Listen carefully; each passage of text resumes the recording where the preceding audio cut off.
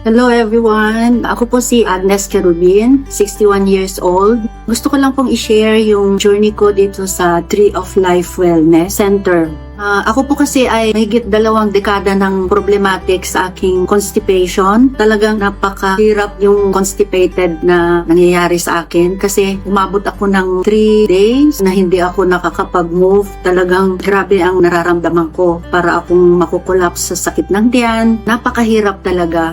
And then last February po, sobrang bula yung ihi ko na kahit uminom ako ng tubig, talagang mabula pa rin ang ihi ko. At as per doctor's diagnosis, meron daw akong CKD stage 3. So, sa pakikinig ko sa DSAS, na pakinggan ko si Ma'am Mirna. So, I decided na mag-avail ng kanilang service. At masasabi ko po na talagang answered prayer po yung Tree of Life Wellness Center kasi pamula po nung pumasok ako, ang kanilang way of treatment po ay natural and organic. Mga food ay puro plant-based at marami pong iba't ibang treatment, lalong-lalo na yung hydrocolonics nila, coffee enema, jade mat, healing lamp, at marami pa pong iba. Long last, kahapon po, nagpa-blood camp po ako at praise God talaga po at lahat po ay normal. Yung bula ng ihi ko po ay nawala na at